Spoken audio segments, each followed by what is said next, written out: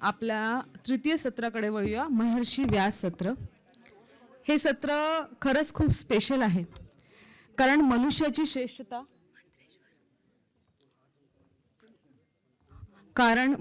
श्रेष्ठता ही त्याच्या कर्तबगारीनेच ठरते. आणि अशी कर्तबगार आपल्यामध्ये उपस्थित आहे श्री सुरेशचंद्र मिश्र सर. त्यांना मी विनंती करते की त्यांनी स्टेजवर यावे. सुरेशचंद्र मिश्र सर, आमंत्रित करते. ससम्मानित शारंगराव प्लीज त्यांना घेऊन स्टेजवर. पुस्तकों का मूल्य रत्नों से भी अधिक है, क्योंकि पुस्तकें अंतकरण को उज्ज्वल करती है. आपण सगळेच जण ज्योतिषामध्ये डॉक्टर सुरेशचंद्र मिश्रची पुस्तकं वाचून अभ्यास करतो आहे. त्यांची पुस्तकांची रचना 100 पेक्षा पण जास्ती है. ऐसा कहते हैं आज के लिए और सदा के लिए सबसे बड़ा मित्र अच्छी पुस्तक होती है. ऐसी पुस्तकों की रचिता डॉक्टर श्री सुरेशचंद्र मिश्र जी का हम सब स्वागत करते हैं. प्लीज तालियां बजा के हम उनका स्वागत करेंगे. तालियां बजानी है क्योंकि बहुत ऊर्जा मिली है हमें. अक्षर ऊर्जा, गानों की ऊर्जा, साइकोलॉजी की ऊर्जा, सब ऊर्जा अभी पहले सत्र में हमने ली है, तो तालियां कम नहीं बजनी चाहिए. और सत्र की हम शुरुआत करते हैं. आइए सर. सर मूकं करोति वाचालं पंगुं लंघयते गिरिं यत्कृपातमहं वन्दे परमानंद माधवम. मुझे कहा जा रहा था कि वहाँ बैठ जाओ. दिल की धड़कन बढ़ गई. 50 साल पहले ऐसे ही अकेला बैठा था मंच पर. उसका खामियाजा भाई लोगों आज तक भुगत रहा हूँ, इसलिए मैं नहीं बैठा वहाँ. अब सुबह से आप लोगों ने बहुत सारे गरिष्ठ पकवान का सेवन कर लिया है. छोले भटूरे, ब्रेड पकौड़ा, हलवा पूरी, कचौड़ी, सब कुछ खा लिया. शास्त्र का नियम है और हमारी परंपरा है कि मधुरेण समापयेत, मीठे से समापन करना चाहिए खाने का. तो ये आज का अंतिम वाचन आपके सामने है और मैं आपके सामने ठंडी मुलायम आइसक्रीम पेश करूंगा. सबने कहा लग्न पर ध्यान देना चाहिए. बहुत अच्छा है. यहाँ ध्यान देना चाहिए, वहाँ ध्यान देना चाहिए. सब कुछ अच्छा था, बहुत अच्छा था. लेकिन जब हम लड़की देखने जाते हैं शादी के लिए या लड़का देखने जाते हैं, उस समय हम सबसे पहला कौन सा काम करते हैं? क्या हम लड़की लड़के को ही देखते हैं या उसके कुल खानदान को भी देखते हैं? जब कुल खानदान को नहीं देखा, खानदान खराब है, कुल खराब है, लड़का लड़की बहुत अच्छे हैं, लग्न बारो भाव बहुत अच्छे हैं, तो गुण कहाँ से आएंगे? एक बीज बहुत कीमती, बहुत उपज देने वाला, बहुत अच्छी क्वालिटी का हाइब्रिड है और उसको खराब खेत में बो दिया गया जहाँ की मिट्टी खराब है, तो फसल कैसे उगेगी? वो बीज बेकार हो जाएगा. मध्यम श्रेणी के बीज को उत्तम श्रेणी की भूमि में बो दिया जाए तो वहाँ भी वो उपज औसत से ज़्यादा दे देगा. पहले खेत को तैयार करना है. और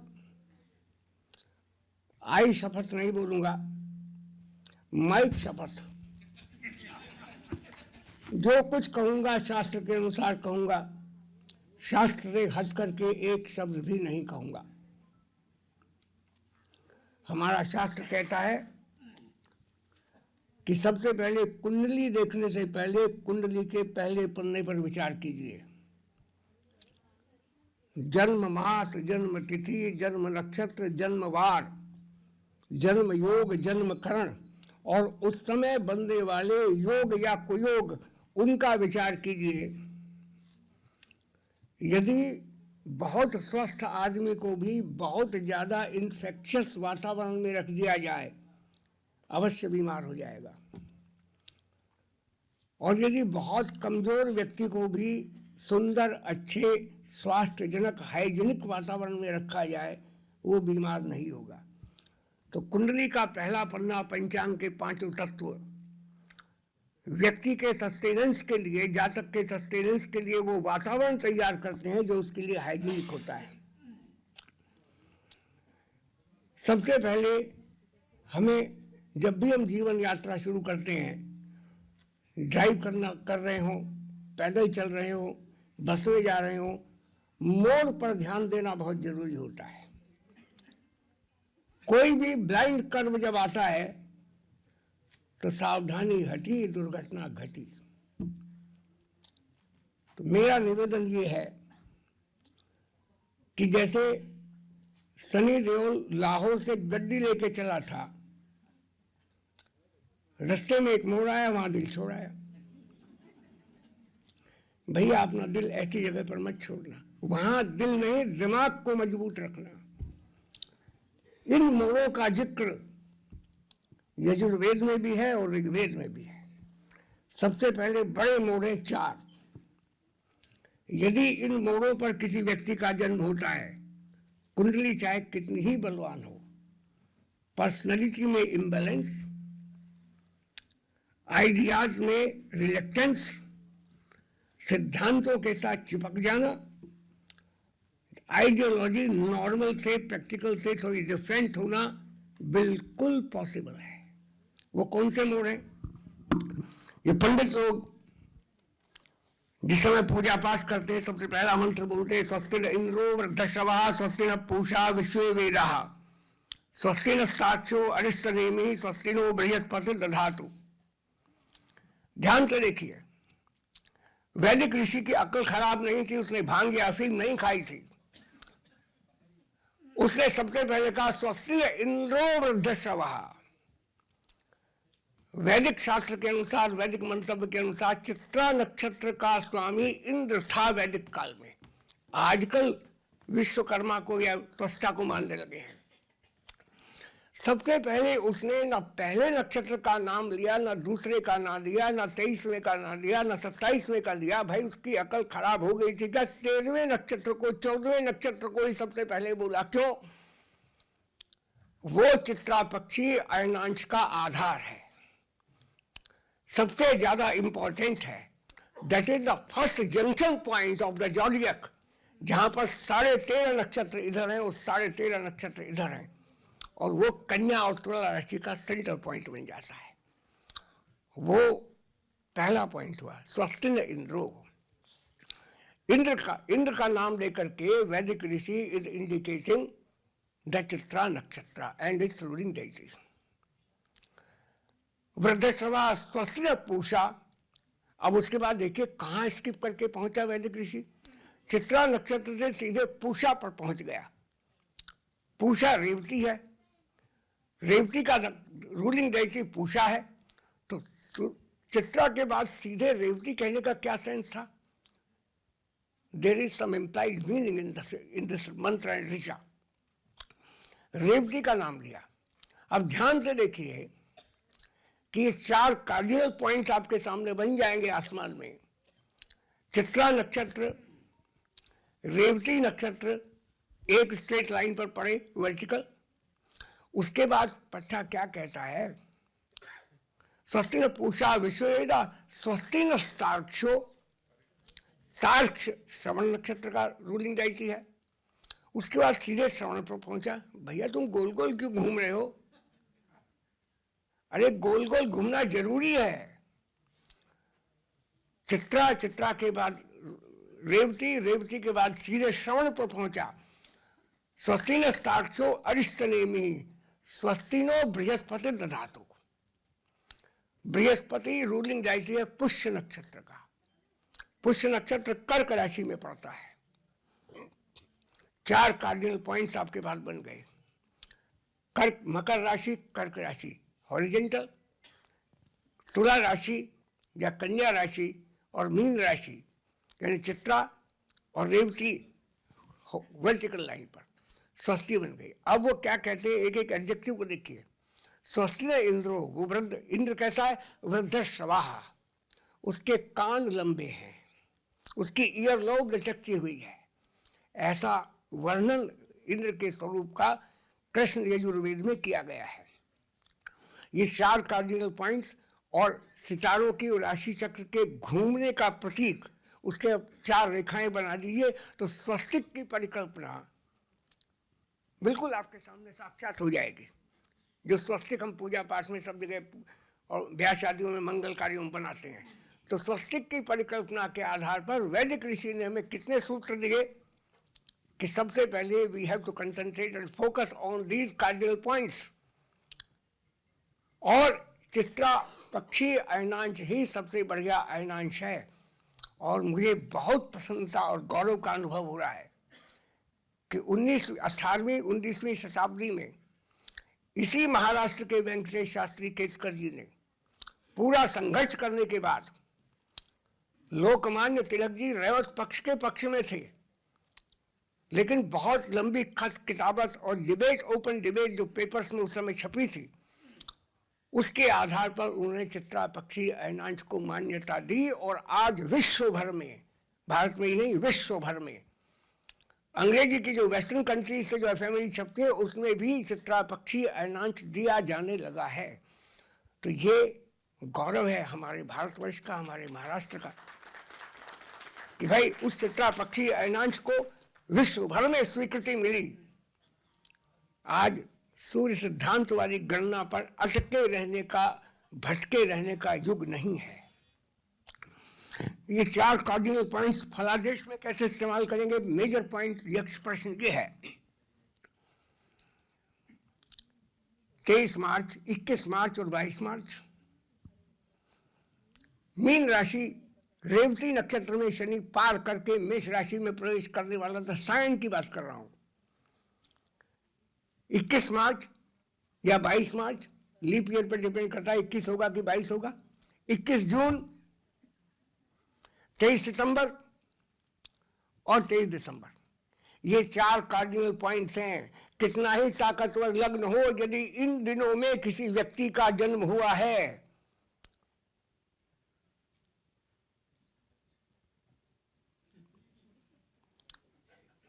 थोड़ा बहुत रहेगा, थोड़ा बहुत रहेगा। हर्ष की मात्रा ज्यादा होना, दिन को रात बताने कह दिया तो दिन को राशि मानेगा। एक तरफ झुक गए, इम्बैलेंस आ जाएगा पर्सनैलिटी में कि नहीं हम तो अमेरिका के पिछलग्गू बनेंगे, नहीं हम तो रशिया के पिछलग्गू बनेंगे। यानी अपना कोई विजन ही नहीं है।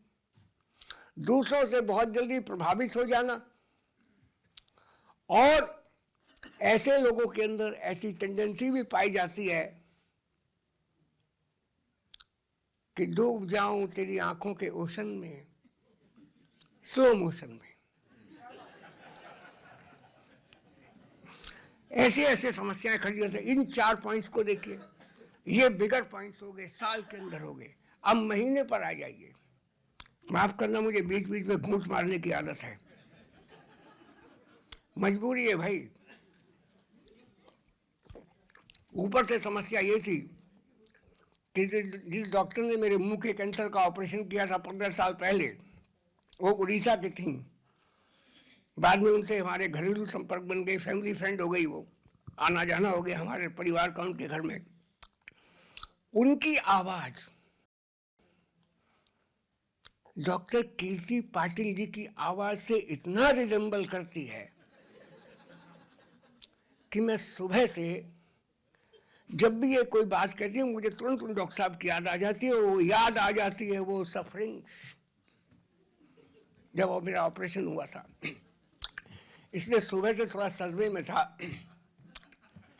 जब कि ये बैठा था लेकिन भाई इंतजार का फल मीठा होता है। आधे लोग चले गए, आधे तो हैं, कोई बात नहीं, चलेगा। महीने में आइए, महीने में शास्त्रों ने 5 पर्व बताए, 5 पर्व। पर्व शब्द का संस्कृत शब्द का अर्थ होता है गांठ, ये जोड़। जैसे गन्ने में गांठ होती है, बांस में गांठ होती है। जब बांस को तोड़ा जाए या गन्ने को तोड़ा जाए तो गांठ पर से ही टूटता है। जितनी दुर्घटनाएं होती हैं वो मोड़ों पर ही ज्यादा भयानक होती हैं। जितने भूकंप आते हैं, सुबह बात हो रही थी, वो पूर्णमासी से 5 दिन पहले, 5 दिन बाद, या अमावस्या से 5 दिन पहले या 5 दिन बाद ही आते हैं। जो भयंकर भूकंप होते हैं, रिक्टर स्केल पर 6 से ऊपर जिनका वो मानक होता है, वो आते हैं। इसलिए मोड़ों पर ही दुर्घटना होती है। अब एग्जैक्टली पूर्णमासी के दिन कोई पैदा हुआ। 5 पर्व महीने में कौन से हैं? अमावस्या, पूर्णमासी। उससे थोड़े कम खतरनाक मोड़ 2 अष्टमी, कृष्ण पक्ष की अष्टमी, शुक्ल पक्ष की अष्टमी। उससे भी कम खतरनाक मोड़, भाई किसी ने पूछा, सवाल पूछा, हाँ सवाल पूछना, डाउट रेज करना, वाद करना, तर्क करना, ये सुनने वालों का भी परम धर्म है। वो कोई साहब थे जो भी लग्न पर बोल रहे थे, स्वधर्मे निधर्म श्रेयः। यदि आप लोगों के दिमाग में डाउट आता है, आप लोगों के दिमाग में कोई संशय आता है, उसका मतलब है कि मैं जो बोल रहा हूं उसको आप समझने की कोशिश कर रहे हैं। आपका मस्तिष्क काम कर रहा है और आप उसमें से कुछ नेगेटिव पॉजिटिव पॉइंट्स निकाल रहे हैं। और यदि आप चुपचाप आइडल की तरह बैठे हुए, मूर्ति की तरह, पत्थर के स्टैचू की तरह सुन रहे हैं, इसका मतलब है मैं जो कुछ बोल रहा हूँ आपके सर के ऊपर से निकल रहा है। आपका हमारा कम्युनिकेशन, आपका हमारा कनेक्शन नहीं बना है। इसलिए क्लास हो चाहे भाषण हो, जो स्टूडेंट शंका नहीं करता, सवाल नहीं उठाता, और जो टीचर उनके सवालों का जवाब नहीं देता, उनको प्रॉपरली एड्रेस नहीं करता, वो दोनों ही शास्त्र के सबसे बड़े दुश्मन हैं। Both are the bitter enemies of the scriptures and the Shastra as well. इसलिए भाई पल भर के लिए जरा सा ध्यान दे लो, थोड़ा ही सही।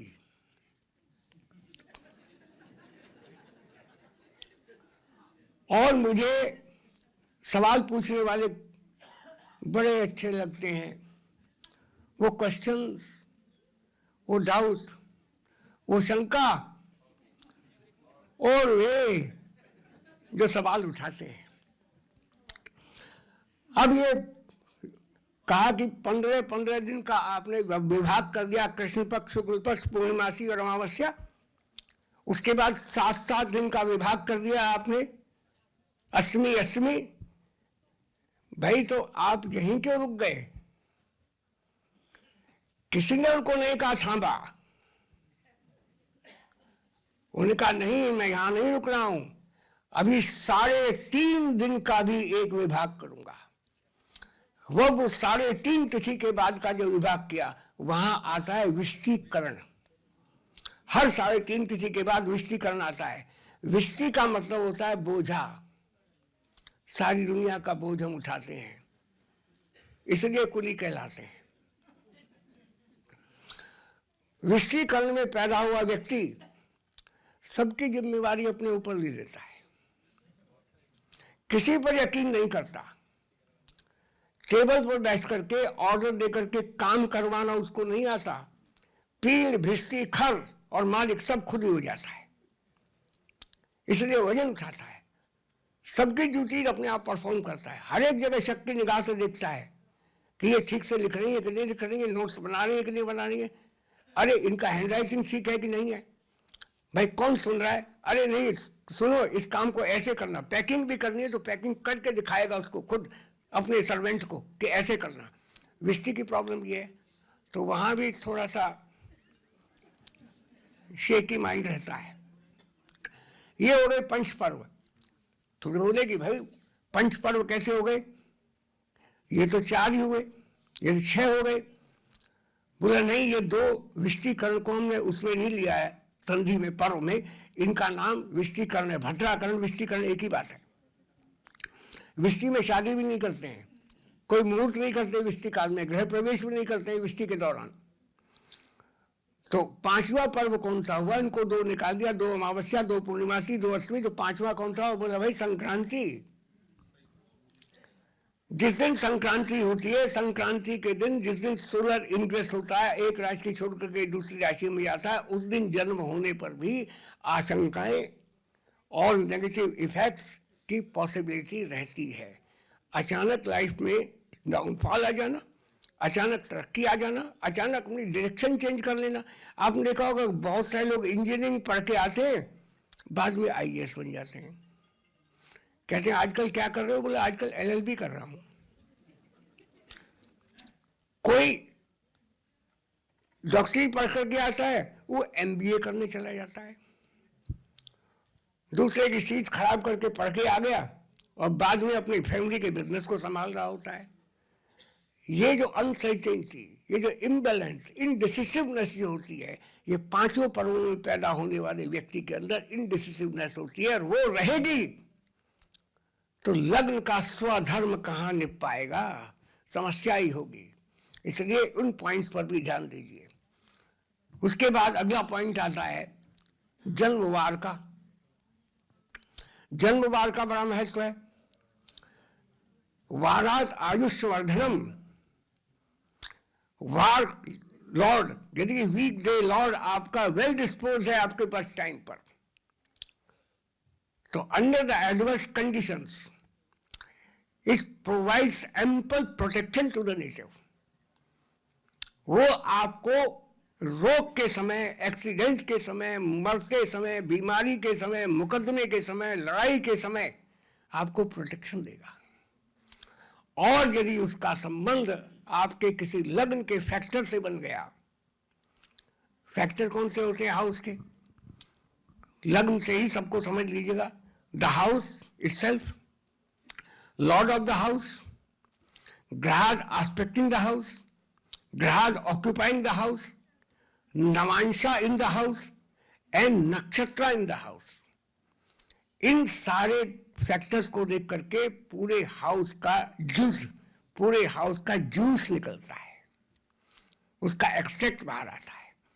तो लग्न के किसी फैक्टर से उसका जो संबंध बन गया उस ग्रह का, वारपति का, तो आपको फुल प्रोटेक्शन इज गारंटेड। यानी आपका जीवन आनंद एलआईसी वाली पॉलिसी हो गई, जीवन काल में भी और जीवन के बाद भी। अरे जीवन का बाद किसने देखा है भाई? लेकिन बस बेचने के तरीके हैं। तो ये स्थिति बनती है भाई इसमें। इसके बाद जो स्थिति आती है नक्षत्र की। हर एक नक्षत्र के रूलिंग जाती हैं। विंशोत्री दशा लॉर्ड्स आर डिफरेंट। वो दशा लॉर्ड जिनको लॉर्ड कहते हैं नक्षत्रों के, वो विंशोत्री दशा के लॉर्ड हैं। इनडायरेक्टली एक तरीके से सिग्निफिकेंस या इंपॉर्टेंस, हायर इंपॉर्टेंस दे दी विंशोत्री दशा को इनडायरेक्टली। लेकिन नक्षत्रों के जो रूलिंग डाइटीज हैं वो भी बड़ा मेजर रोल प्ले करते हैं किसी व्यक्ति की पर्सनैलिटी को बनाने में। रूलिंग डाइटी के माइथोलॉजी को दिमाग में रखिए तो आपको बहुत सारी चीजें समझ में आ जाएंगी। और अभी लाइव बताएंगे, जिसके कोई अपना जन्म नक्षत्र बोलेगा। एक एग्जाम्पल बताता हूँ क्योंकि टाइम जरा कम है, मेरे पास नहीं, इनके पास कम है।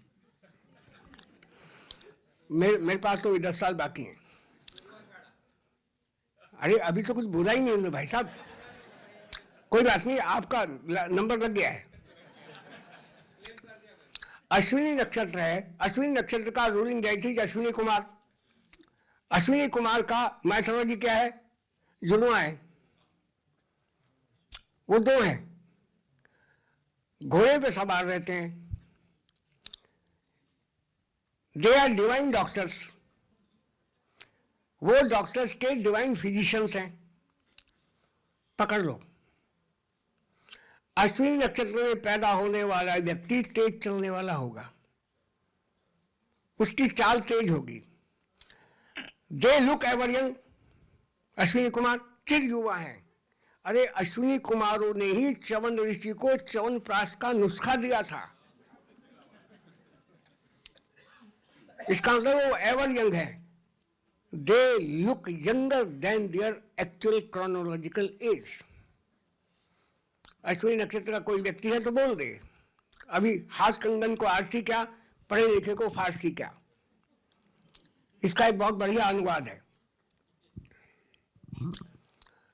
जो औरतें हाथ में कंगन पहन करके गाड़ी ड्राइव करती हैं, ट्रैफिक पुलिस वाले उनसे आरसी नहीं मांगते। हाथ कंगन तो आरसी क्या, जाओ मैडम चले जाओ। तो भाई अब ये भरणी नक्षत्र को, हाँ अश्विनी वाला क्या करेगा, चाल तेज, दवाओं में interest, anyway would be connected to the medicine या हर्ब्स, नहीं तो पट्टा सदा अपने आप को रिजुवेनेट करने के लिए च्यवनप्राश, अश्वगंधा, श्रीफला खाता ही रहेगा। ना खाए, इनको ही बताएगा उनको ही बताएगा। ये कहेंगे जरा आजकल पता नहीं पैरों में दर्द रहता है, अरे क्या बात करते हो, वो फला चीज उबाल करके पिया करो ठीक हो जाओगे, वो फला तेल लगा लो ठीक हो जाओगे। यानी उनको बिना मतलब के, जैसे AWD होते हैं, एडवोकेट विदाउट डिग्री, उसी तरीके से AWD डॉक्टर्स में भी होते हैं, नहीं DWD डॉक्टर्स विदाउट डिग्री, तो वो डॉक्टर्स विदाउट डिग्री बने रहते हैं। दूसरी बात क्या है कि घोड़े की चाल आ गई, कम सोते हैं, सदा एक्टिव रहते हैं। घोड़ा कब सोता है, जब लास्ट मोमेंट आ जाता है। आपने घोड़े को कभी बैठे हुए देखा है, घोड़ा खड़े खड़े ही सोता है। जब बैठा हुआ घोड़ा देख लिया समझ लो बेचारे का अंत समय आ गया है। Ever young, ever active, ever active. दवाओं में रुचि। भरणी नक्षत्र को ये रूलिंग डेटी कौन है, यमराज। यमराज बड़ा मजेदार चीज है भाई। पट्टा कभी EL नहीं लेता, CL नहीं लेता। यदि 2 दिन के लिए CL ले ले या इमरजेंसी कोई छुट्टी, CL तो कैजुअल लीव इमरजेंसी होती है, EL ही ले ले अर्न लीव, तो सारे अस्पताल बंद,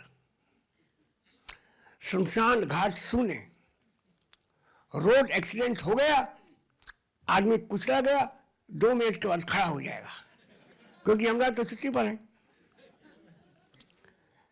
तो क्या पता लगा हमको भाई, यमराज बहुत पंक्चुअल होते हैं, यानी भरणी नक्षत्र वाले बहुत पंक्चुअल होते हैं। वो कभी भी सिद्धांतों के साथ समझौता नहीं करते। उनका खुद का बेटा भी उस जज साहब की अदालत में खड़ा हुआ हो तो जरा सा भी फेवर नहीं करेंगे, फांसी की सजा या फिर जो है उसको उम्र कैद देंगे। बेटा है तो क्या हुआ, मैं कानून की कुर्सी पर बैठा हुआ हूं, यानी पक्के विक्रमादित्य बन जाते हैं। भरणी नक्षत्र की विशेषता हुई। 2 रूप हैं यमराज के, एक रूप है भगवान विष्णु का चतुर्भुज सुंदर, एक रूप है भैंसे पर सवार, काला चेहरा, हाथ में गदा, एक हाथ में पाश, प्राणों को बांधने के लिए। यानी दोस्तों के दोस्त और दुश्मनों के दुश्मन। जो उनको पसंद आ जाए उसको 2-4 मिनट फालतू दे देते हैं, और जो पसंद नहीं आया उससे टाइम देकर के वेस्ट करवाते हैं। बाहर बैठे रहो, बैठे रहो 10 मिनट बाद में बुलाना अंदर, कह रहे साहब बिजी हैं। भरणी वालों की आदत होती है। अब कोई है अश्विनी भरणी का तो भैया गुन गुन करके बता दो, या तो हाँ बोलो या ना बोलो। ना बोलोगे तो मैं इसके नीचे छुप जाऊंगा, पक्का वायदा है। यदि कोई एक भी गुण उनके अंदर ना मिला तो जो चोर की सजा वो मेरी सजा। अब इसी तरीके चलते चलते आ जाइए आर्द्रा नक्षत्र पर। अरे स्किप कर रहा हूं, इतना टाइम कहाँ है।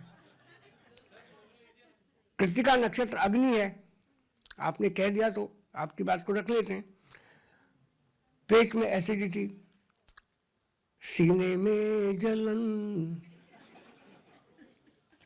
हर वक्त गुस्सा, झुंझलाहट, हर वक्त एंग्जाइटी में रहना, ये आदत है। लेकिन नक्षत्र के ये गुण बढ़ जाएंगे यदि चंद्रमा बलवान होगा, और यदि चंद्रमा कमजोर वीकली डिस्पोज्ड होगा तो ये अवगुण बढ़ जाएंगे इसके, ये ध्यान रखिएगा। ये मतलब स्टैंडर्ड वाक्य है। रोहिणी, रोहिणी वाले रोहन करना, चढ़ना, हाईली एम्बिशियस होना, ऊपर की मंजिल पर रहने की कोशिश करना। यदि मल्टी स्टोरीज में रहेंगे तो कहते हैं मैडम 10th फ्लोर पर फ्लैट खाली है, बोले आई डोंट माइंड, क्योंकि ऊंचा रहना पसंद है, झंडा ऊंचा रहे हमारा। रोहन करना, सवारी करने की आदत होती है, क्योंकि रोहिणी शकट है, रोहिणी का आकार आसमान में बैलगाड़ी की तरह है, शकट से उनका संबंध होता है, गाड़ी से संबंध होता है। फास्ट ड्राइविंग करना, ड्राइविंग का शौक होना, अलग अलग तरीके की गाड़ियां रखना, या गाड़ी अफोर्ड ना कर सकते हो तो गाड़ी वालों की तरफ जरा रश की नजर से देखना, ये आदत होती है बेचारों की। अब बस मृगशिरा तक आ जाइए। मृगशिरा नक्षत्र बस यहां से फिर स्किप करना शुरू करेंगे, 5-5, 6-6 नक्षत्र। चलो आज्ञा से कर देंगे। हमारा क्या है, मृगशिरा नक्षत्र का आसमान में जो स्वरूप है वो हिरण की तरह है, और हिरण के हेड की तरह दिखाई पड़ता है। हिरण के 2 लंबे लंबे हॉर्न यहाँ दिखाई पड़ते हैं, और एक बाण हिरण के सेंटर से यहां से आर पार गया हुआ दिखाई पड़ता है। आसमान में उसका स्वरूप यही है, और उसका स्वामी है चंद्रमा। अभी मेरे से पहले के पूर्व वक्ताओं ने बड़ी बढ़िया बढ़िया बातें बताई, लेकिन टेक्निक यदि समझ लो, मृग चंचल है, चंद्रमा मृगशिरा नक्षत्र में है, और ऐतरेय ब्राह्मण की कथा है कि मृगशिरा नक्षत्र जो था, मृगशिरा जो हिरण का रूप बना के चल रहा था, दैट वाज द रोहिणी नक्षत्र। इनफैक्ट रोहिणी नक्षत्र के ऊपर ब्रह्मा जी मोहित हो गए। हाय दैया, लाज ना आई बूढ़े को। देवा, दैया नहीं, दैया तो वहां दूसरी तरफ कहते हैं, हाय देवा। तो बेचारे को लाज नहीं आई, वो उसके पीछे हिरण बन करके चल पड़ा। रोहिणी ऊपर चली जा रही थी, उसका पीछा करने लगा, पकड़ लूंगा, छोड़ूंगा नहीं। जैसे फिल्मों में खलनायक हीरोइन के पीछे भाग रहा होता है, बेचारी गिरती पड़ती जंगल में, पेड़ों में टकराती बकराती भाग रही होती है, लास्ट में जाकर के हीरो के बाजू में ऐसे गिर जाती है जाकर के। तो बस रोहिणी ऊपर जा रही, मृगशिरा ब्रह्मा जी मृग का रूप बना करके पीछे जा रहे हैं। सेंस हो रही थी, और क्या है भाई। तो मृगशिरा नक्षत्र में चंद्रमा होने से चंद्रमा की जो ल्यूनास्टिक इम्पैक्ट हैं, जो चंद्रमा की चंचलता के इम्पैक्ट हैं, वो जरूरत से ज्यादा बढ़ जाते हैं। ऐसे ही लोगों के ऊपर लागू होता है वो जो मैंने अभी कहा था कि मैं उससे दिल छोड़ाया, तेरी आंखों के ओशन में डूब जाऊं स्लो मोशन में। किस किसकी आंखों में खो जाते हैं, तेरी झील सी गहरी आंखों में मैंने पता नहीं क्या क्या देखा। अरे तेरी आंखें थी कि भैया उसका एलईडी का बल्ब था जो सबको दिखाई पड़ रहा था वहां पर।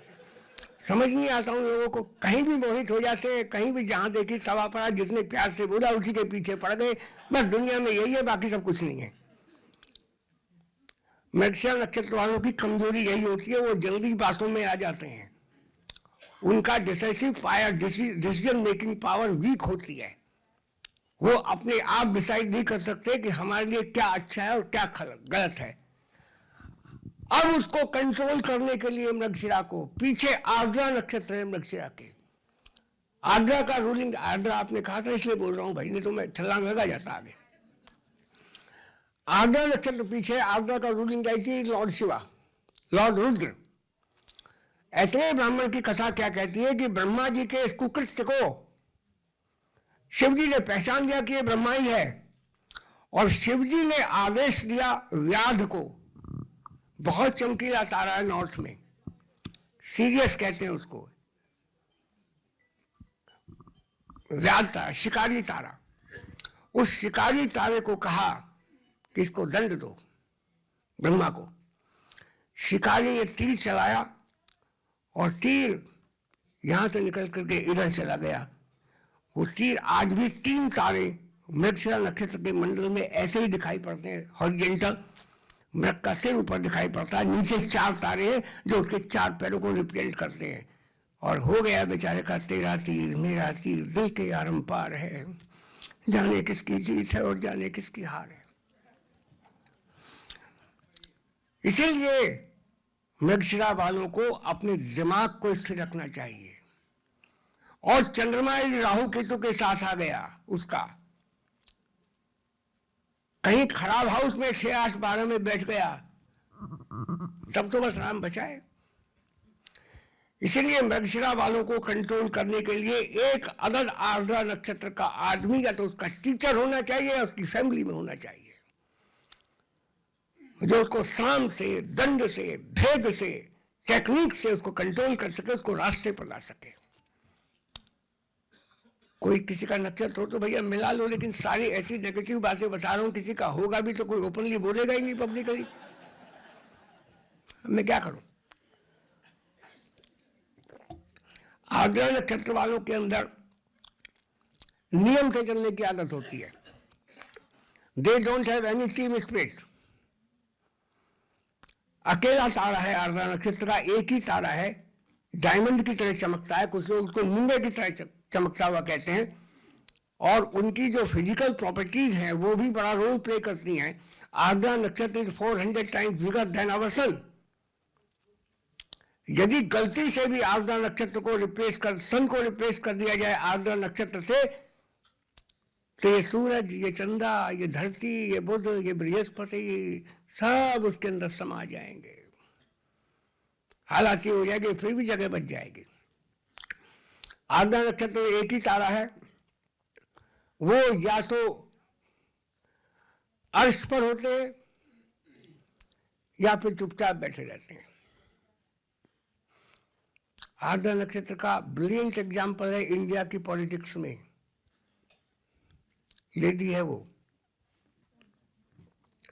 उसका नक्षत्र आर्द्रा है। या तो अध्यक्ष रहेंगे पार्टी के, सब कुछ सर्वे सर्वा रहेंगे, और नहीं तो पार्लियामेंट में चुपचाप बैठे रहेंगे और सुनते रहेंगे, कोई रिएक्शन नहीं। ये इनकी आदत होती है। यहां तक नक्षत्रों की कथा खत्म होती है भैया। इसी तरीके से सब नक्षत्रों के रूलिंग राशि पर भाई पूर्वाषाढ़ नक्षत्र वाले रह गए। भाई माफ कीजिएगा, असाढ़ा, असाढ़ा का मतलब आधा उगल बड़ी लड़ैया, इनकी मार सही ना जाए। असाढ़ा का मतलब होता है जिसको सहन ना किया जा सके, अनकंट्रोलेबल, जिनको टॉलरेट नहीं किया जा सकता। तो ये भाई साहब के अंदर छुपा गुस्सा होता है। ये नेगेटिव आंसर ना नहीं सुन सकते, ना सुनते ही इरिटेट हो जाते इंटरनली। फेस को बिल्कुल मुलायम, कोमल, रणवीर कपूर जैसा बना के रखेंगे, लेकिन यहां आग होती है। याद रखूंगा ठाकुर, तुझे याद रखूंगा। मन ये बोल रहा होता है, चेहरा ये बोल रहा होता है कि चौदहवीं का चांद हो या आफ्ताब हो। भाई साहब हाँ या ना बता दो। हाँ बोल दो जोर से, हाँ हाँ हाँ हाँ हाँ हाँ। तो नक्षत्र का ये प्रभाव होता है भाई। अब आ जाइए योग पर। विष्कुंभ प्रीति आयुष्मान, सब लोग विष्कुंभ विष्कुंभ बोलते हैं। शिवा सिद्धार्थ नाम है विष्कुंभ चंद्रो तो वैधि सप्तविंशतिराख्यासा। ये 27 योग हैं। नाम बेशक याद कर लिया, लेकिन अगली लाइन को भूल गए। दुम छल्ला भूलने की आज के स्टूडेंट्स में बड़ी आदत है। वो क्या कहते हैं? नाम तुल्य फल प्रदा। जैसा नाम वैसा फल देते हैं ये। विष्कंभ का मतलब होता है बैरियर, सड़क पर पुलिस वाले जब बैरियर लगा के रखते वहां लिखा होता है रुक जाओ, स्टॉप फॉर चेकिंग। दुनिया भर के बैरियर्स लगा देते हैं, विस्कम का मतलब बैरियर। तो जितने अशुभ नाम वाले योग हैं वो इंडिकेट करते हैं कि पर्सन नेटिव की लाइफ में स्ट्रगल के बाद ही सक्सेस आएगी, इसलिए उसको रेगुलर और कंटिन्यूअस एफर्ट्स करते रहना है। उसका लिटरल मीनिंग अपने आप में बहुत कुछ बोल देता है। विष्कंभ प्रीति, आयुष्मान, सौभाग्य, शोभना, अतिगंड। अतिगंड फिर अशुभ आ गया। अतिगंड, गंड का मतलब होता है गांठ, फोड़ा, ट्यूमर। अतिगंड यानी अचानक बड़ी बाधा आ जाना। सब कुछ ठीक ठाक चल रहा था, अचानक बड़ी बाधा आ गई। तो suddenness, sudden appearance, sudden obstructions, ये आने की संभावना थी। सुकर्मा, धृति, ठीक है। शूल, शूल माने कांटा, भाला, स्पीयर। तो पता नहीं किस किस की आंखों के कांटे बन जाते हैं। उनकी शक्ल, उनकी सफलता, उनका रहन सहन, कहते हैं बड़ा बनता है। दूसरे लोग यही कहते रहते हैं उनको। गंड, गंड का मतलब फिर गांठ है। गांठ का मतलब रोड़ा। तो रास्ते में रोड़े आएंगे। अतिगंड बड़ा रोड़ा और गंड माने छोटा रोड़ा। वृद्धि, गंड और वृद्धि के बारे में अभी आगे बात करेंगे। ध्रुवश्चैव व्याघात, व्याघात का मतलब अचानक अपघात हो जाना, अचानक आघात आ जाना। वज्र, लाइटनिंग, अचानक वज्रपात हो जाना, अचानक सारे सपने भंग हो जाना, सपना मेरा टूट गया। वज्र सिद्धि, व्यतिपातो, व्यतिपात का मतलब भी आसमानी आफत, कैलामिटी, प्राकृतिक आपदा। वज्र सिद्धि, व्यतिपातो, वरियान, परिघ, शिव, सिद्धा, साध्या, शुभ, शुक्ला, ब्रह्मचैंदो, तो वही धृति। वही धृति का मतलब है कि उन लोगों को बहुत ज्यादा पेशेंस रखने की जरूरत है। यदि वो पेशेंस नहीं रखेंगे तो सफलता नहीं आएगी। धीरज का परिचय देना पड़ता है। जैसे राज कपूर ने संगम में राधा से पूछा था कि मेरे जैसा धीरज वाला है कोई और जमाने में, तो वैसे ही धीरज से मेरी तरह बैठा रहना पड़ता है सुबह 11 बजे से 7 बजे तक। सबको ध्यान से सुनना पड़ता है। मेरा वैधृति योग है। हाँ जी, आपका इंद्र है। इंद्र नाम नहीं है, ऐन्द्र नाम है। ऐन्द्र, ऐन्द्र का मतलब ऑफ लॉर्ड इंद्रा, उसका तद्धित रूप है वो ऐन्द्र। तो ऐन्द्र में इंद्र के सारे गुण आ जाएंगे। इंद्र के गुण कौन कौन से हैं? आराम तलब होना, दूसरों से काम करवाना,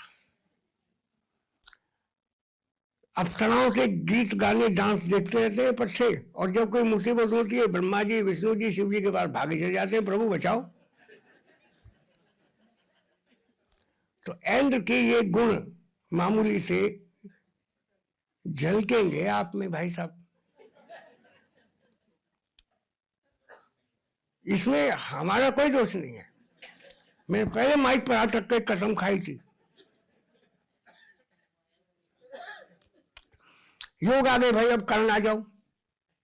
बब बालव कौलव कहते गर्वणी विष्टि, ये 7 स्थिर करण है, यानी रोटेट होते रहते हैं। लेकिन शकुनी, चतुष्पद, नाग और किंसुग्न, ये 4 स्थिर करण है। ये बिल्कुल फिक्स है। चतुर्दशी के सेकंड हाफ से लेकर के अमावस्या के 2 हाफ और प्रतिपदा, शुक्ल पक्ष की प्रतिपदा का पहला हाफ। इनमें जन्म होना यानी अमावस्या के आसपास जन्म होने का अशुभ फल पहले बता चुका हूं मैं। Generally they are not well received in the family of their in-laws. Married life might be disturbed up to extent.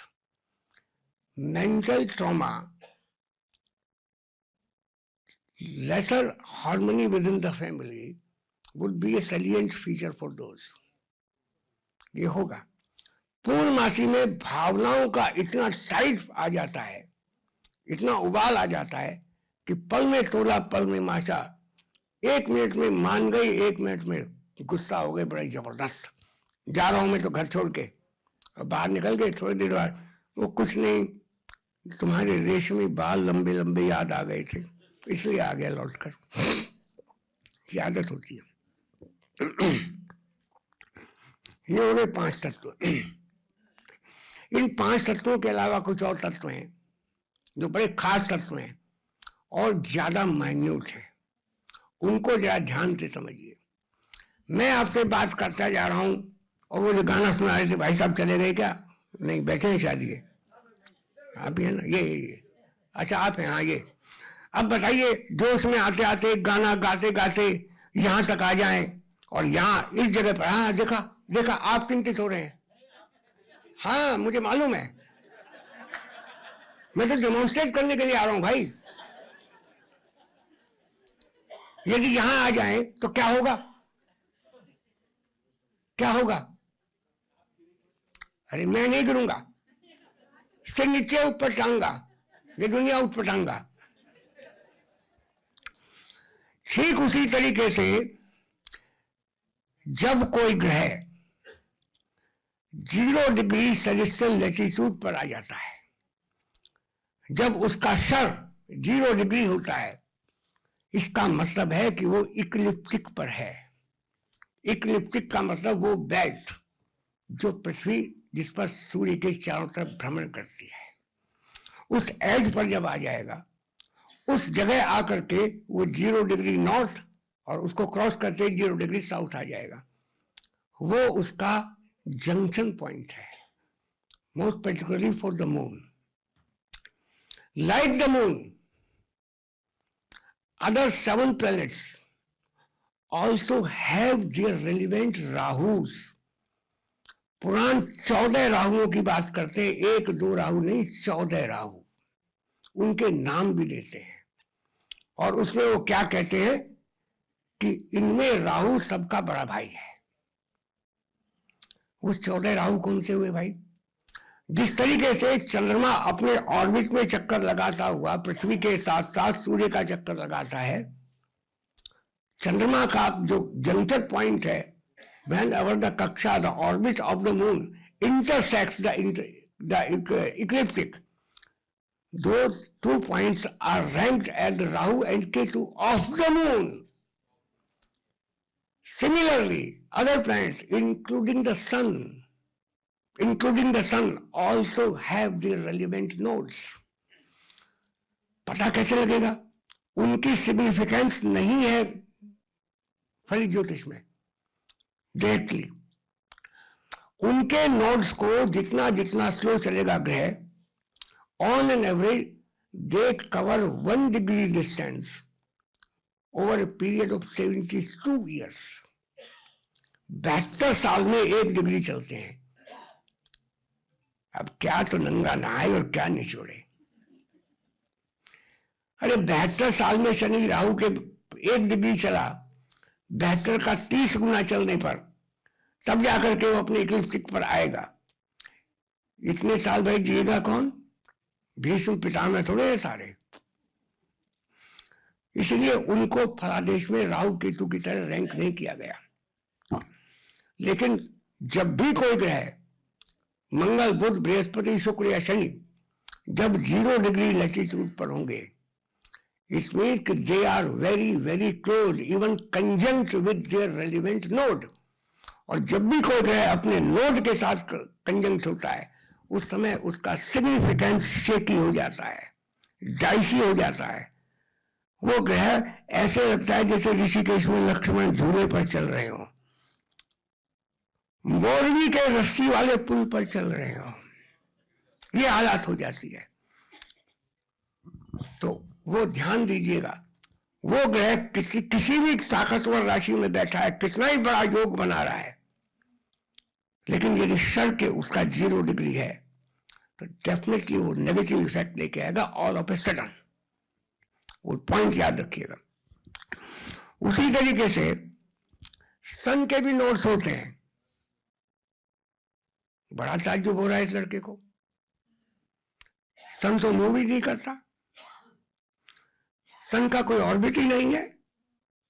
ये तुम्हारी तरफ से सवाल उठा रहा हूं मैं, तुम तो उठाओगे नहीं, कसम खा रखी है। फिर साहब उसका जो है नोड कहां से आया?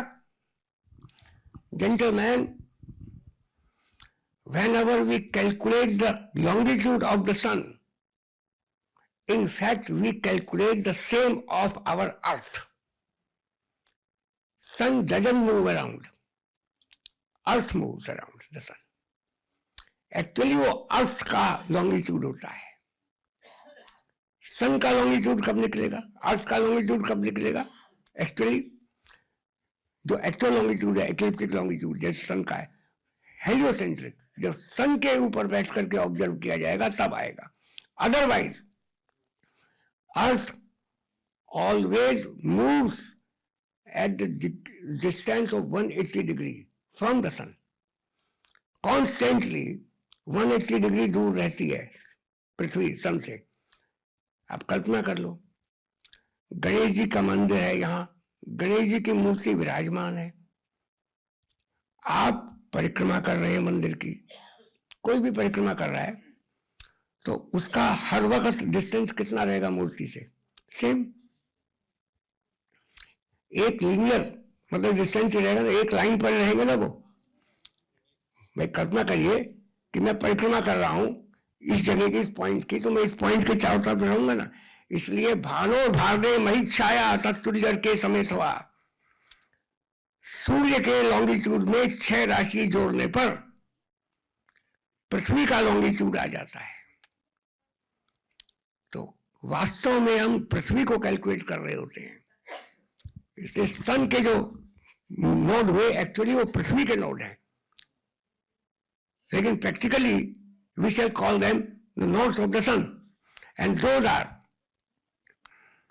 सायन मेष एंड सायन तुला, जो मैं 21 मार्च और 23 सितंबर में पहले कवर कर चुका हूं।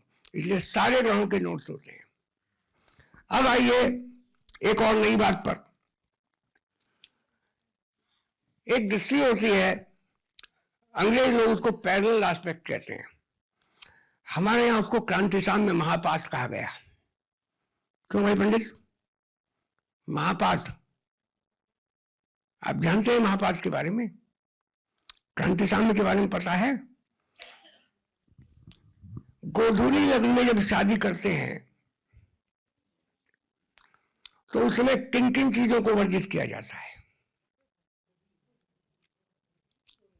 कुलिकम क्रांतिसाम्यम च, क्रांतिसाम्य में विवाह नहीं होता। विवाह में 10 दोष लगाते हैं। मुहूर्त में कौन कौन से दोष हैं भाई?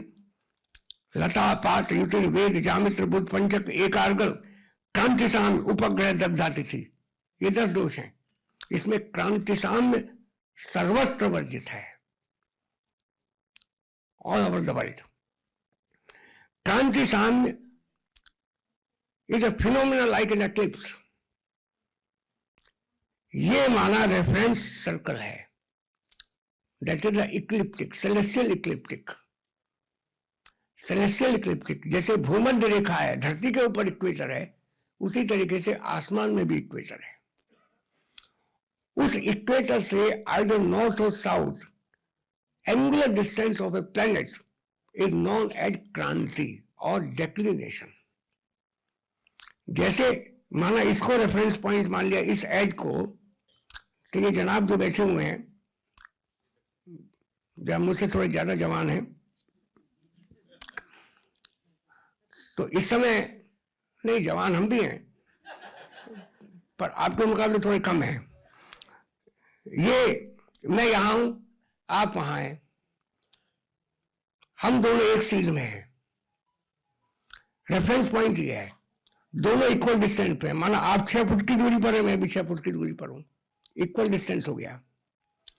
उस समय जब हम दोनों को, माना 2 ग्रह हैं हम, धरती से कोई ऑब्जर्व करेगा तो the lower planet would be occulting the upper one. जो ग्रह नीचे है वो ऊपर वाले को ढक रहा होगा, जैसे ग्रहण में चंद्रमा सूर्य को ढक लेता है। इसलिए महापात को ग्रहण के बराबर माना। इसमें कोई भी शुभ कृत्य सफल नहीं होता है, जप तप दान सर्वाधिक सफल होता है, कई गुना फल मिलता है। जैसे ग्रहण में दान वान जप करने से फल मिलता है। क्रांतिसाम में जब दो ग्रहों का क्रांति, चंद्रमा और सूर्य का जब क्रांति साम्य होता है वो महापाश हो गया, लेकिन बाकी ग्रहों में भी क्रांति साम्य होता है। बाकी ग्रहों की भी जब क्रांति इक्वल होती है, कुंडली में चेक करिए कितने ग्रहों की क्रांति इक्वल है। यदि दो पेयर भी आपकी कुंडली में क्रांति साम्य इक्वल है या इक्लिप्स तक पर है, 0 डिग्री लैटिट्यूड वाले हैं, तो भाई जीवन में बड़ा रोग, जो हाई क्वालिटी रोग होता है, बड़े लोगों को होता है, ऐसा रोग आएगा जिसका इलाज बड़ा महंगा होता है, जिसके लिए लोग अमेरिका, इंग्लैंड, सिंगापुर कहां भागते हैं, और जिसको वो स्टेटस सिंबल बना करके सोसाइटी में पेश करते हैं। अरे साहब, उनका तो किडनी ट्रांसप्लांट होना है, बाजार में बिक रही है किडनी भाई। आजकल तो गवर्नमेंट ने इलीगल कर दिया, ब्लड डोनेशन के अलावा कोई डोनेट नहीं कर सकता, बाजार से खरीद नहीं सकते, तो बैठा रहेगा उसको लेकर के। अब वो क्या करेगा? जिगर के थोड़ा नीचे किडनी होती है, राइट वाली। एक क्लास में एक स्टूडेंट से मुझसे पूछा, साहब आप ये किडनी को आप जो है कि नाम 5वें घर और 6ठे घर की संधि पर क्यों ले रहे हैं? मैंने कहा बेटा मेरा भी दिमाग खराब है। बोला क्यों? एस्ट्रोलॉजर्स को, खासतौर से मेडिकल एस्ट्रोलॉजी जो प्रैक्टिस करते हैं, उन लोगों को कम से कम ह्यूमन एनाटॉमी का अप्लाइड ज्ञान होना चाहिए, और जो मेडिकल डॉक्टर्स हैं उनको भी अप्लाइड एस्ट्रोलॉजिकल नॉलेज होनी चाहिए। राइट साइड की जो किडनी होती है वो लेफ्ट साइड की किडनी से, वो लीवर के बैक साइड में जहां होती है, इसलिए जब दर्द होता है किडनी का तो पीछे को निकलता है, कमर में से, यहां होती है लीवर के पीछे। लीवर को जगह देने के लिए कुदरत ने इंजीनियरिंग करी कि राइट साइड की जो किडनी को थोड़ा सा डाउनवर्ड रखा, और लेफ्ट साइड की किडनी बिल्कुल इसकी सीज यहाँ होती है, इससे सीज में नहीं होती, नेवल रीजन में होती है, इसके बिल्कुल सीज में नहीं होती राइट वाली थोड़ी सी डाउन होती है।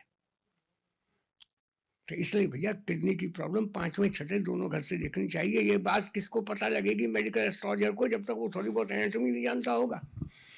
रोग आएगा, कैंसर आ जाए, मोटर न्यूरॉन डिजीज आ जाए, एडिसन्स डिजीज आ जाए, अल्जाइमर आ जाए, इसका कोई इलाज नहीं होता। तो ला इलाज बीमारी आने की संभावना नहीं होती, कंफर्म है। बेटा तुम्हारा वारपति यदि स्ट्रांग है, तुम्हारी कुंडली में आयु सब ठीक ठाक है, तो बचे रहोगे रोनाल्ड रीगन के 93 साल तक, दिलीप कुमार की तरह 91 साल तक, नहीं 99 साल तक। लेकिन ग्रह कमजोर हैं, वारपति भी तुम्हारा वीकली डिस्पोज है, तो भाई कर चले हम फिदा जानो तन साथी हो, अब तुम्हारे हमारे वतन साथी हो, कोई क्या कर सकता है। तो ऐसी स्थिति में क्रांति साम्य को ध्यान से देखिए, शर को ध्यान से देखिए, पंचांग के फैक्टर्स को ध्यान से देखिए, उसके बाद सूर्य चंद्रमा और लग्न तीनों को देखिए। कुंडली में एक भी फैक्टर यदि ताकतवर है, the native will survive and get success by hook और बाय क्रुक, सूनर और लेटर। 2 फैक्टर बलवान है, कोई बात नहीं, कुत्ते भौंकते रहेंगे, गाड़ी चलती रहेगी। और तीनों बलवान है तो मिस्टर नटवरलाल के अमिताभ बच्चन की तरह खुदा की कसम मजा आ गया, मुझे मारकर बेशरम खा गया। मजे में चलते रहो, बीमारी आएगी तो भी बैठ जा साथ, क्या दिक्कत है, एज ए फैमिली रहेंगे। दूसरी बीमारी आ गई तू भी बैठ जा, तुझे भी एक कमरा अलॉट कर देता हूं घर में। यानी उनके दिल में इतने कमरे खाली होते हैं कि वो इनविटेशन कार्ड भेज भेज कर कहते हैं कि मेरे दिल दा कमरा कर लो, क्यों पाई नहीं, रेंट लगेगा डार्लिंग, सिंगल पाई। और बीमारी आती रहती है, आती रहती है, आती रहती है, वो बसाए रखते हैं, बसाए रखते हैं, बसाए रखते हैं और अपने टाइम पे चाहते हैं। तो कर हमारा क्या करेगी। लेकिन भाई पंचांग फैक्टर कमजोर है, क्रांति साम्य में जन्म आ गया है भाई, शरीर 0 डिग्री है, कई ग्रहों का कम से कम 2 होनी चाहिए। जितने ज्यादा फैक्टर्स इस कैटेगरी में आ जाएंगे उतनी ज्यादा सीवियर प्रॉब्लम आ जाएगी, तो भाई आप सर्वाइव नहीं करोगे। तो इन फैक्टर्स को दिमाग में रख करके कुंडली का विश्लेषण विवेचन करें। उसके बाद लग्न के स्विमिंग पूल में स्विमिंग कॉस्ट्यूम पहन करके डाइव मारिए 6 फुट से, और फिर सारे के सारे हाउसेज में धीरे धीरे जाकर के सर्फ करिए। 1, 5, 9 जो हाउसेज हैं इनमें आपस में वो रिश्ता है जो बाप बेटे का होता है, खून का रिश्ता, ब्लड रिलेशन होता है इनमें। इन तीनों भावों में वही नवांश, वही दृष्टान रहता है जो लग्न में रहता है। उसी ग्रह का नक्षत्र, दशा नक्षत्र भी वही रहता है। रूलिंग डेटी डिफरेंट हो जाते हैं पर उनकी कैरेक्टरिस्टिक्स ऑलमोस्ट सेम होती हैं।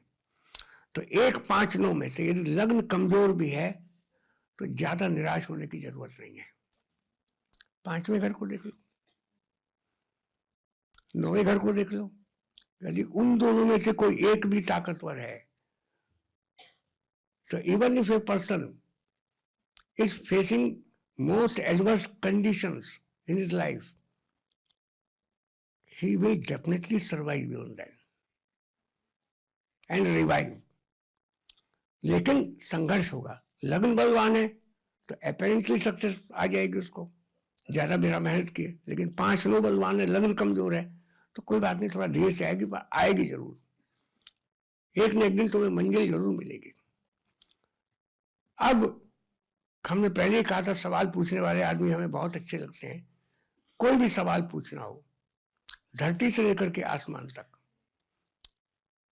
सिद्धांत ज्योतिष का या गणित ज्योतिष का या फलित ज्योतिष का, किसी भी टॉपिक पर मैं तैयार हूं।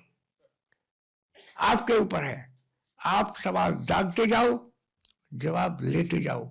आपके सवाल खत्म हो जाएंगे, My energy will not exhaust. बोलो भाई, बोलिए क्या सवाल है। जैसे सूर्य संक्रांति के लिए कोई कर्मकांड में रेमेडीज है, बाकी विष्टिकरण के भी रेमेडीज है, मगर ये क्रांति सामने के लिए कोई रेमेडी है? क्रांति सामने के लिए पार्षद जी कहते हैं नित्यम शिवालये भक्त्या गो घृतेन प्रदापयेत। शिवालय में रोज गाय के घी का दीपक शाम के समय जलाओ। मैं उसको एक्सप्लेन करता हूं। भाई कोई मल्टीनेशनल कंपनी में काम करता है, अब बेचारा वो दोने में दिया लेकर के, माचिस हाथ में लेकर के वहां मंदिर में जाके जलाएगा, मुश्किल है। उसके ड्यूटी आवर्स ही ऐसे हैं। तो मैं उसको कहता हूं कि भाई साल में एक बार अपने जन्मदिन पर मंदिरों में दीपक जलाने का मतलब कि शाम के समय क्यों कहा, रोशनी करना। तो मंदिर का कंस्ट्रक्शन कहीं हो रहा हो, कोई मंदिर में कोई बल्ब लाइट की लाइटिंग सिस्टम में डिफेक्ट आ रहा हो, आप अपने खर्चे पर उसको ठीक करा दो। कोई नया मंदिर बन रहा है, वहां पर कह दो भाई लाइटिंग का जिम्मा मेरा है, जो भी लाइटिंग में खर्चा होगा, जो बल्ब ट्यूब वगैरह पंखे वगैरह लगेंगे वो हम दे देंगे। मूर्ति स्थापित करवाने में खर्चा करो या मत करो, सीमेंट उनको दो या मत दो, पर वो दे दो। और भी ना हो, दिवाली पे 1-2 लड़ी फालतू लेकर के अपनी तरफ से मंदिर में लगवा दो, रोशनी हो जाएगी। और दीपक जला सको भाई, आपके पास टाइम है, आप जा सकते हैं तो कर सकते हैं, तो आप करिए आराम से। और बोलिए क्या सवाल है। अभी आपने कहा 1, 5 और 9 ये जो धर्म की गुण है, इसकी बलवत्ता देखिए, हाँ? तो जैसे भी कुंडली में लग्नेश दशम स्थान में पड़ा है, पंचमेश दशम स्थान में पड़ा है, और नवमेश और कोई जगह पे पड़ा है या पंचम स्थान से कनेक्टेड है, तो उसमें अपन कैसे कहेंगे कि भाई प्रकृति के हिसाब से कुंडली कैसी? तो लग्न बलवान हो गया ना। लग्नेश दशम में तो लग्न बलवान, लग्नेश दशम में चला गया, पंचमेश दशम में चला गया, केंद्र त्रिकोण का संबंध हो गया। लग्न इटसेल्फ इज केंद्र एज वेल एज त्रिकोण। लग्न में दोनों प्रॉपर्टीज हैं, और दूसरे त्रिकोण के साथ उसका संबंध बन गया, दशम में चला गया, तो अपेरेंटली प्राइमा फेसी राजयोग बनता है। लेकिन कई सारे फैक्टर्स और नहीं कि वो राजयोग में फलित होगा या खाली चौधराहट में फलित होगा। उसकी कैपेसिटी, उसका स्ट्रेंथ, उसका बल, उसकी पोजीशन, उसकी राशि, उसको देखना पड़ेगा। नीच ग्रह से भी राजयोग बन जाते हैं, उनको भी देखना है। लेकिन एक बात और है, किसी भी ग्रह का किसी भी हाउस में, जिस हाउस में गुलिक बैठेगा वो हाउस कमजोर होता है। उस कमजोरी की intensity and quantum of the weakness could only be measured in accordance with the placement of the dispositor of Gulik. यदि गुलिक का dispositor is well placed in a strong rashi, तो ये जो एडवर्स इफेक्ट है गुलिक के वो फेवर हो जाएंगे। और यदि वो भी वीकली डिस्पोज्ड है तो गुलिक अपना काम फ्री विल से करेगा, उस स्थान पर प्रॉब्लम करेगा। गुलिक में सब जगह दोष बताने चाहिए। इसी तरीके से मोटा एग्जाम्पल बता देता हूं। बड़ा शोर सुनते थे पहलू में दिल का, जो चीरा तो कतराए खून निकला। दिल का बड़ा शोर सुनते थे पहलू में, यहां बगल में, लेकिन चीरा तो एक बूंद खून नहीं निकला। क्योंकि दिल को चीरोगे तो खून नहीं निकलेगा, क्योंकि वो तो खून को पंप आउट कर देता है, वहां तो खून होता ही नहीं है। तो भाई बृहस्पति बृहस्पति बृहस्पति बृहस्पति, वो मंत्र शास्त्री कहाँ बता रहे थे ना, वही मंत्र बन जाएगा। लेकिन उसी तरीके से लोग गज केसरी गज केसरी गज केसरी गज केसरी जपते जपते ज्योतिषी बन जाते हैं। बृहस्पति और चंद्रमा कितने भी अच्छी राशि में सास बैठे हों, अब गजकेसरी योग बनता है नहीं बनता है ये तो मैं बाद में बताऊंगा कभी दूसरे उसमें, कभी मौका मिला तो। क्योंकि वैसे पहली बार में ही आप लोग मुझे झेल लें, मुझे यकीन कम है।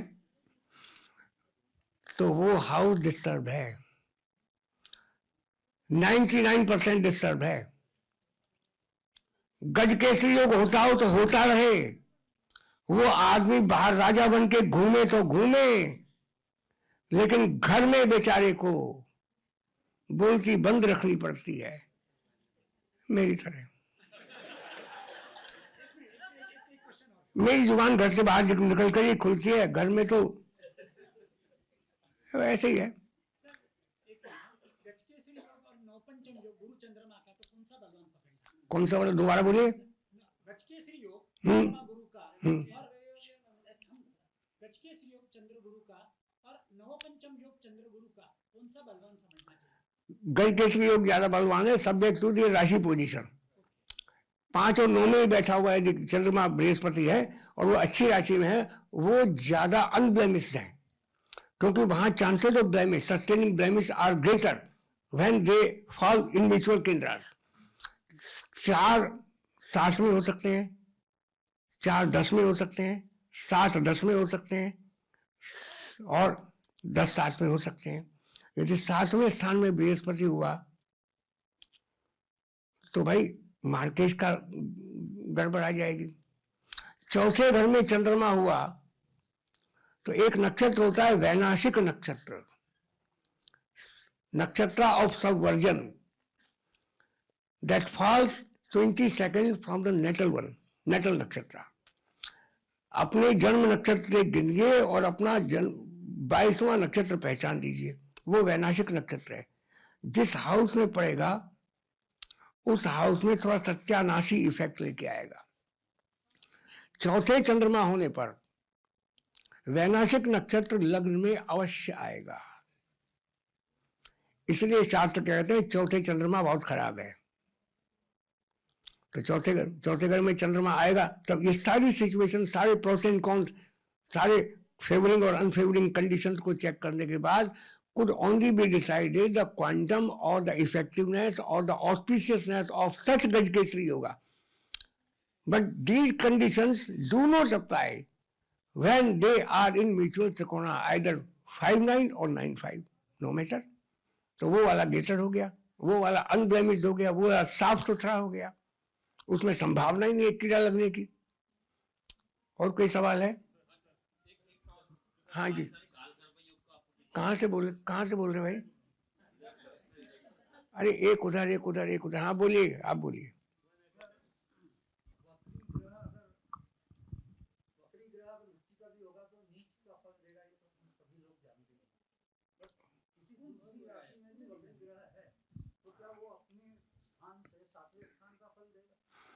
इसमें भाई मैं थोड़ा सा करेक्शन करना चाहूंगा। जो आजकल के टीचर्स पढ़ा रहे हैं, आपको बैठ जाइए एक मिनट। कोई भी ग्रह वक्री कब होता है, इस कॉन्सेप्ट को समझिए। वो कहाँ गई भाई, वो कविता जी नहीं, क्या नाम, अरे कीर्ति जी, वो बताएं भाई कितना टाइम है मेरे पास, ये तो सवाल पूछते रहेंगे, फिर दूसरे सेशन में बैठेंगे नहीं तो कहीं भी। वक्री ग्रह कब होता है? जब आउटर ग्रह तब वक्री होते हैं, when they are in opposition to the sun। मंगल, बृहस्पति, शुक्र सभी वक्री होंगे जब वो सन के सामने होंगे। छठे घर में, सातवें घर में, आठवीं, छठी राशि, सातवीं राशि, आठवीं राशि में।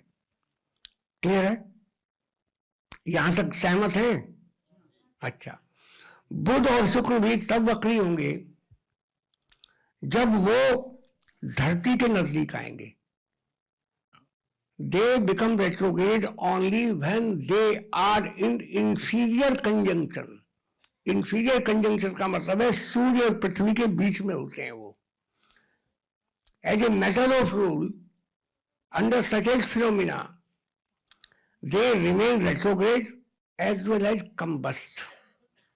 शास्त्रकार क्या कहते हैं कि शुक्र और बुध को अस्त होने का दोष कम लगता है। यहां करेक्शन ये करना है, क्योंकि रेफरेंस पीछे से लेना पड़ेगा कि when they are under inferior conjunction, they does not obtain or sustain major blemish of being combust।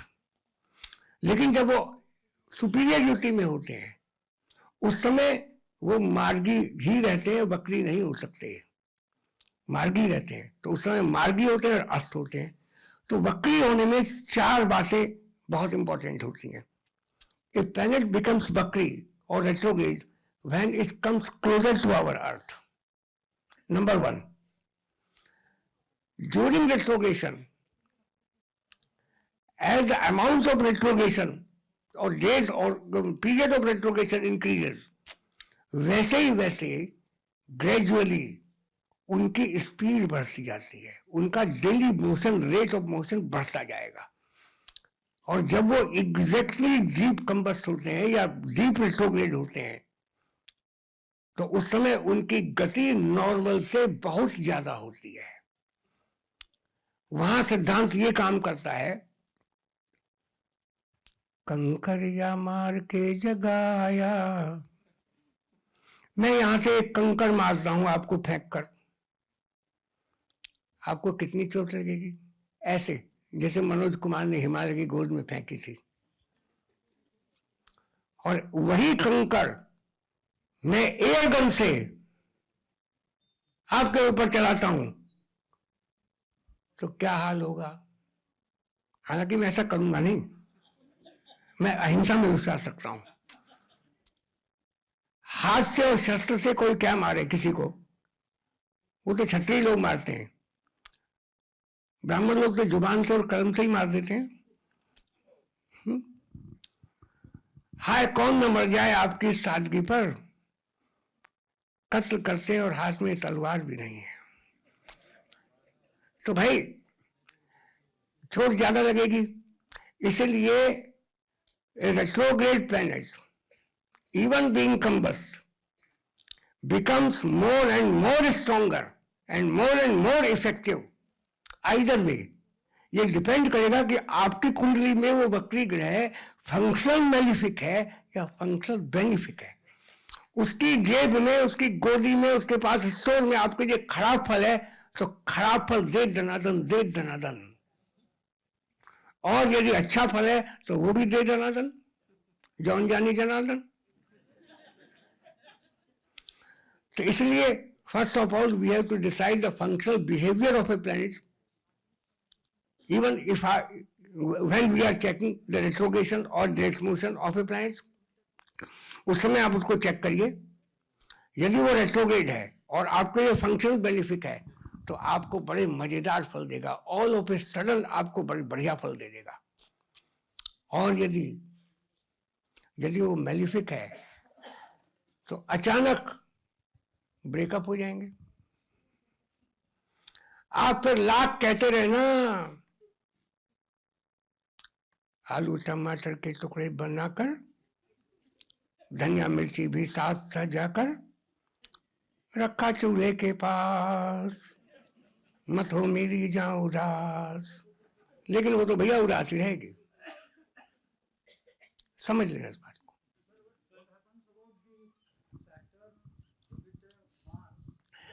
Saturn, Jupiter planet, outer planets when are retrograde, then they comes closer to our Earth. They obtain higher amount, higher rate of their motions. So, therefore, they are most effective. इसके लिए एक term है, strength from retrogression. Strength from retrogression. Every retrograde planet is strong, not only strong, but stronger. अब वो strong होके करेगा क्या भाई? यदि आपका दुश्मन स्ट्रॉन्ग है तो आपको नुकसान पहुंचाएगा, आपका फ्रेंड स्ट्रॉन्ग है तो आपको फायदा पहुंचाएगा। तो सबसे पहले कुंडली में तय कर लो कि फायदेमंद है कि नुकसान लायक है। इसको गति जितनी होती है, जो स्पीड होगी, जो वेलोसिटी होगी, उसी हिसाब से आपको चोट लगेगी, उसी हिसाब से फल देने की शक्ति बढ़ जाती है। चंद्रमा धरती के सबसे नजदीक है। हर एक काम में आप बृहस्पति का गोचर, शनि का गोचर, मंगल का गोचर देखो या ना देखो, चंद्रमा का गोचर जरूर देखते हैं। क्यों? क्योंकि चंद्रमा तो अपना मामा है, यही है पड़ोस में, बिल्कुल पास में है। पट्टा सबसे ज्यादा तेज चलता है। क्यों? क्योंकि धरती के सबसे नजदीक है। जो ग्रह धरती के ज्यादा नजदीक है, that looks bigger in size, disc size बड़ा हो जाता है, ज्यादा तेज चलता है, ज्यादा ब्राइटर हो जाता है, इससे ज्यादा इफेक्टिव हो जाता है। इसलिए क्रूरा वक्रा महाक्रूरा शुभा राज्य प्रदाग्रह पापा व्यसनदा पुंसाम। पाप ग्रह फंक्शन मेलिफिक इज रेट्रोग्रेड। व्यसनदा, व्यसन संस्कृत में दो मीनिंग है। व्यसन का मतलब मुसीबत भी है और व्यसन का मतलब एडिक्शन भी है। तो पापा व्यसनदा पुंसाम कुर्वन्ति च प्रथाटनम। वो बेचारा स्नैक की तलाश में घूमता ही रहता है, अचानक बेचारे को मुसीबत आती रहती है। तो first of all we have to decide the behaviour, maleficence and beneficence of the planet in question. Next question आप बोलिए क्या है? चित्रकूट में भाग्येश अगर इसमें अपना लग्न में जाके बैठे, हाँ, भाग्येश लग्न में जाके बैठे तो इज अ पॉजिटिव साइन। अब बस मैं आपका सवाल समझ गया। हाँ, उसको अगर सप्तम में बैठ के कोई क्रूर ग्रह मूल त्रिकोणीय राशि में बैठ के अगर देख रहा है तो क्या करें? Parashar had introduced a term Shubh Panchak and Ashubh Panchak. Shubh Panchak dispositions are exaltation, मूल त्रिकोण, स्वराशि, अतिमित्र की राशि और मित्र की राशि। उच्च राशि ये मेरा नहीं है, पाराशर का सेंटेंस है, उनका वचन है। मैंने पहले वो कसम खाई थी, कसम नहीं तोड़ूंगा मैं माइक की। तो उच्च राशि, मूल त्रिकोण राशि, स्वराशि, अतिमित्र की राशि और मित्र राशि। These 5 dispositions are known as Shubh Panchak. A planet occupying a Shubh Panchak position is all time beneficial for the nature. Proportionally. उच्च राशि में 100% है तो भाई मूल त्रिकोण में 75% है। ऐसे घटाते घटाते 12.5% घटा दीजिए, 100 को 12 से भाग दे लीजिए ना, तो कितना आएगा भाई? कितना आएगा? 17.5 18%। तो 17.5 18% घटा दे जाइए तो कम हो जाएगा। इसके बरअक्स, इसके विपरीत अशुभ पंचक स्थिति है। अशुभ पंचक स्थिति क्या होती है? नीच ग्रह, अष्ट ग्रह, अतिशत्रु की राशि में, शत्रु की राशि में और सम राशि में। सम राशि में वो लीस्ट होता है, वो दोनों तरफ होता है, न्यूट्रल। गंगा गए गंगादास, जमुना गए जमुनादास। बिहार के एक मंत्री थे जो अब नहीं रहे, वो मंत्रिमंडल कोई भी हो उनका मंत्रीपद पक्का रहता था। तो बस कुछ उसी तरीके से ये समग्रह होता है, निर्दलीय की तरह होता है। जिसको सरकार बनाने की जरूरत हो, आओ भैया ले जाओ, दुकान खोलिए, तो उस तरीके से होता है। बाकी सब जगह गड़बड़ है। तो आपकी बात का जवाब ये भाई साहब, यदि मूल त्रिकोण में बैठा हुआ ग्रह 7th हाउस में है, 7th लॉर्ड हो गया। If it is Shubh planet benefic है, पाप ग्रह शनि, तो अपनी राशि में कुंभ में बैठ गया। अपनी राशि में बैठा हुआ ग्रह शुभ पंचक में आ गया, लग्न को देख रहा है। इट मीन्स एस्पेक्ट्स का मतलब जो होता है doesn't mean the apparent transmission of eyes और विजन, कि मैं आंखियां मिलाऊं कभी आंखियां चुराऊं वाली पोजीशन नहीं होती इसमें ग्रहों में। Mutual transmission of strength. जैसे एक गर्म पानी के बर्तन को और एक ठंडे पानी के बर्तन को साथ साथ रख दीजिए, तो ठंडा पानी थोड़ा गर्म हो जाएगा थोड़ी देर बाद, और गर्म पानी थोड़ा ठंडा हो जाएगा। ठीक उसी तरीके से ये ग्रह अपना इफेक्ट देते हैं जब आमने सामने होते हैं। पार्शल क्या कहते हैं, जो लग्न को देखता है ग्रह वो कारक है। जो भी लग्न को देखता है वो कारक है, चाहे वो नीच में बैठा हुआ है, वो कारक है। उस व्यक्ति को अच्छे फल देगा जरूर, जहां तक उसका वश चलेगा। हाँ,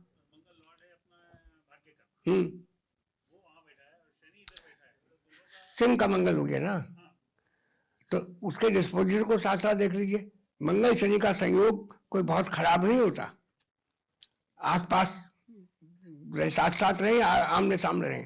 मंगल भी बलवान है, द्रवांश में बलवान है, 9th लॉर्ड है। हाँ, रूल तो बताना भूल गया। 9th लॉर्ड जिस किसी हाउस में जाके बैठे उस हाउस को प्रॉस्पर करता है, as a matter of rule, universal rule है।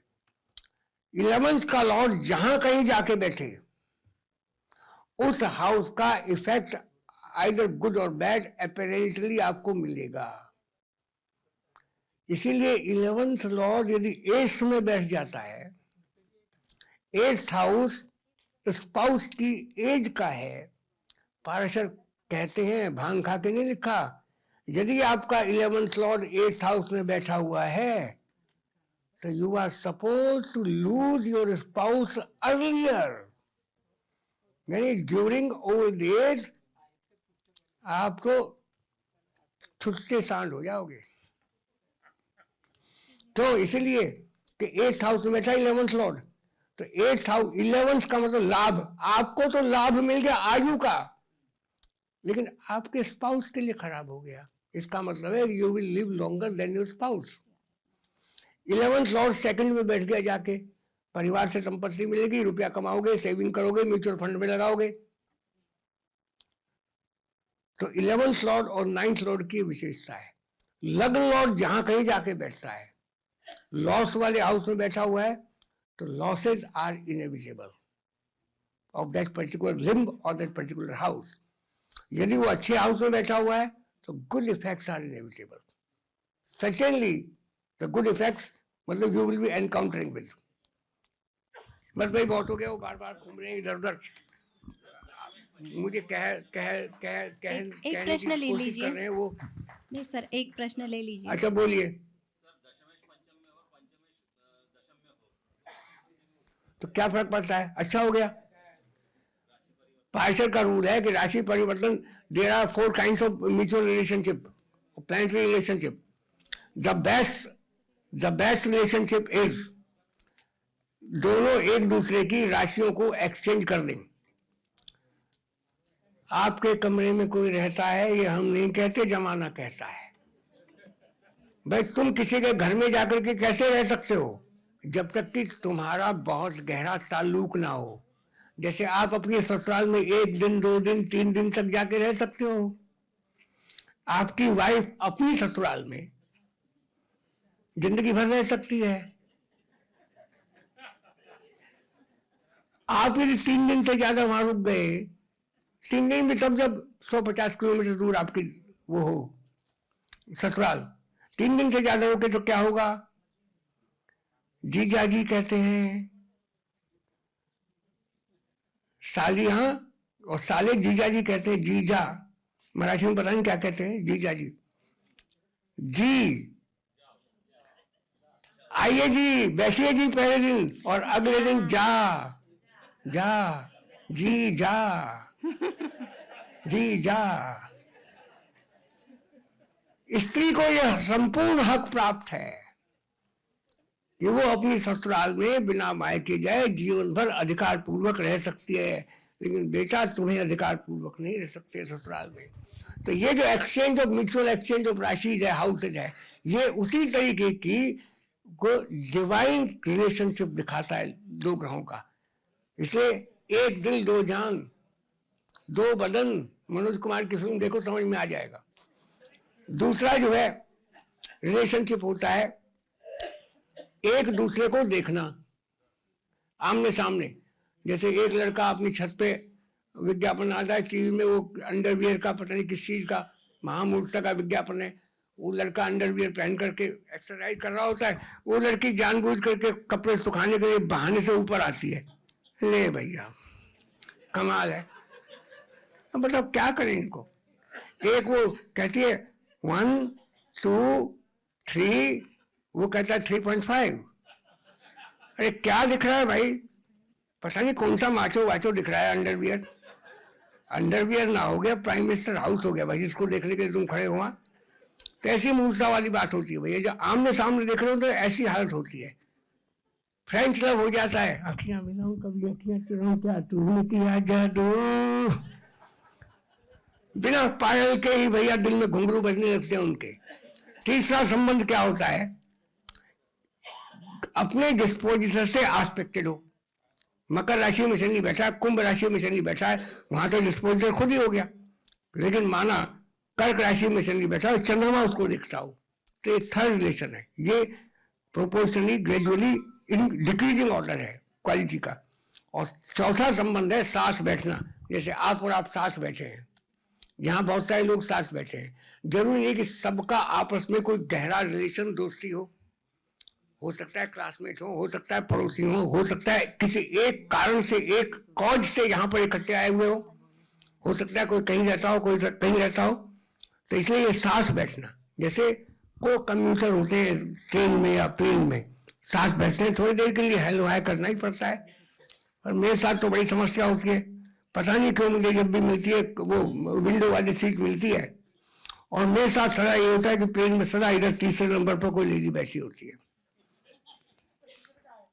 मुझे जब बाथरूम जाना होता है वॉशरूम, तो बहुत देर तक जब के बैठा रहता हूँ, जैसे आज बैठा रहा था सुबह से।